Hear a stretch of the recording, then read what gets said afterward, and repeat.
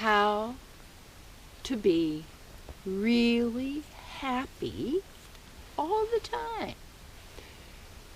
You say, well, you can't be happy all the time. So many years ago, when I had my television ministry in the 80s, in 1985, then I went to, it was 84, I believe, Israel, and the old city also of Jerusalem, which is just fabulous. I loved being there. Would have Turkish coffee at the gate of Damascus Gate. You know, it was beautiful. And in being in that beautiful place, and with all of the energy, you know, and to actually really be happy and to really enjoy where you are. But anyway, I interviewed for my television program. I did 4 shows from Israel. And I interviewed Teddy Kollek, who was the mayor of Jerusalem at the time. And I said to him, one of the questions I asked him was, what makes you happy? He says, happy? I have no happiness. And I thought, oh, interesting. Well, you know, when you're thinking all the time, you really can't be happy. You could think of a good thought and then feel good. But then again comes the other thoughts, the lack, future loss, fear, anger, old dialogues, what I should have, could have said, what I should have, could have done. And we have to look at what makes us unhappy. And that means what makes us miserable.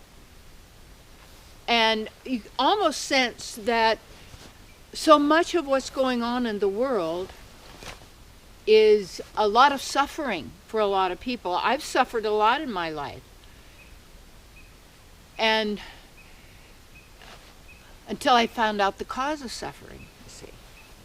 And all suffering takes place in the mind. From a belief, from a thought, a concept, an idea,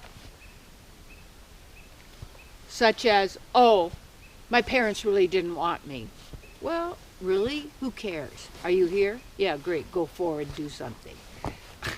My parents never really wanted me. Endless psychiatrist. Patient. Got to be patient. So what makes you unhappy?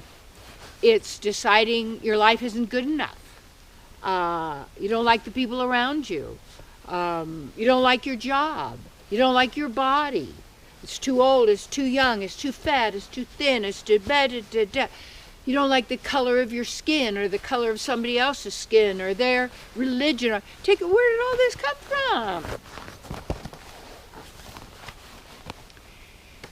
And people say, well, how can I be happy with all of the misery in the world? Do you think your misery makes greater happiness for others? Wow, you know, some people believe that. They can't tolerate the happiness of others. They can't tolerate the love and joy. They want to ruin it because they like that. And if you know people like that, get away as fast as you can. These people are called psychopaths. And they oftentimes are the rule makers because that's what they do. They have to work themselves into positions, and they actually really don't care. Someone's saying, what is the most vicious animal or creature on the planet? I say, well, maybe an alligator or crocodile, only because, you know, they're not saying, oh, I better not eat that human or that little dog, because I eat that little, or somebody's going to be really upset or whatever. No, they're just hungry and it's food. And that's that kind of reptilian brain you might think, people think is part of us. We don't evolve. I am not into all that. You have to transcend your body. You have to transcend the mind. You have to transcend, that means understand or know you're the game player. And if you're in the game and you forget you're the game player, then you're very caught up in the game and you lose yourself. So how to really be happy all the time is to not allow your mind to make you suffer. And then we're taught that suffering's good because you'll be a saint if you suffer. Well, really? Depends on the definition. And there's connotations besides definitions and sort of thing. Because we're really always lacking in the words. So showing that you're going to, by you suffering now, you'll get your reward in heaven? Really? Who told you that? And then we get so caught up in envisioning our loss. People say, well, could you imagine that? Don't imagine it if you don't want it. Don't let anybody take your bliss, because the bliss just means you're in your own sense of beingness beyond thinking. You don't need to think because you know it all. And people say, oh, you don't know it all. No, your mind doesn't. It just knows what's in that three-dimensional realm because of the design of the mind. But then you could say that's you beyond that, so then you have divine mind, or you are divine mind, but you're beyond the mind. You're the being, the person. And so the happiness also comes from giving. And the being able to, but then again, so our giving has strings. So then when you don't get, or you gave a gift and they don't appreciate it and they didn't say anything and they didn't say, oh, I love it, it's wonderful. They never say anything, well, I'll never give them a gift again, or I'll never love again. Well, wait, you're going to show them. Yeah, I'm going to kill myself. Then they'll all be sorry. Well, you can't die. That's the good and the bad news.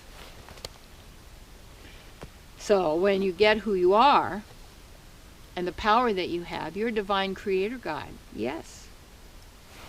And we're all equal, but we're all different. And different. Not equal. Yes, we're not the same.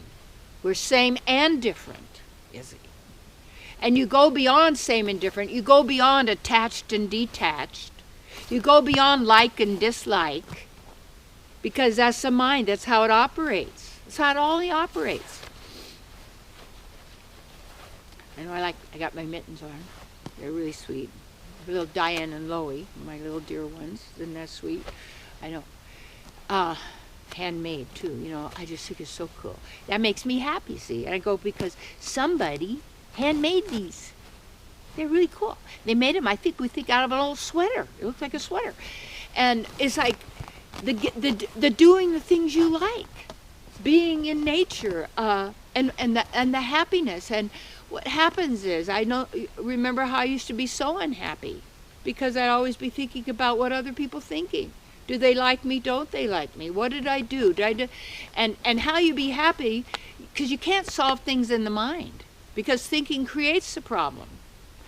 How you solve it, for me, this is how I do. I have to get away from whatever the incident is, be by myself, breathe and go into who I am, center myself, and go, okay, do I want to play this? Is this what I want to do? Is that what I want to do?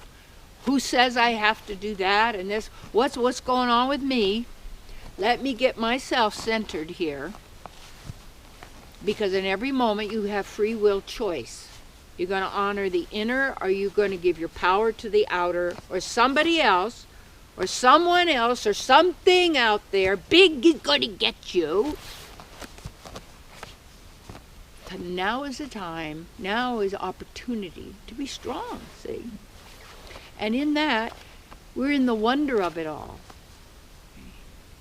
And we can enjoy simply also connecting with people. And eliminating cruelty. Why are some children cruel? Mostly because they've been abused. Then they grow into adults. And who raised them? The mothers. And the father. It's like, what may I say? What makes us miserable is guilt. The past, mistakes, or shame, and fear. self-doubt, insecurity, depression. These are all mental, emotional states coming from thinking and reacting to the outer when you transcend all that. And then you perceive the beauty. You in the simple. And your heart is filled with love. And always endeavoring for the welfare of all living entities.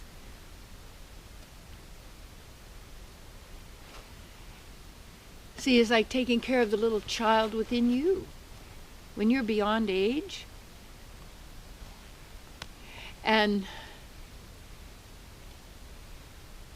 to be happy all the time, it's actually really easy. Just be you, doing what you're doing, being happy for others, working for the welfare of others, and just don't get involved in their stuff. It's in the mind. Don't take sides. It's in the mind. Yeah, and act from your heart, regardless. Yeah. This is your life, eternally, to live as you choose. Choose the good life, because you are good. Bring that forth and have fun.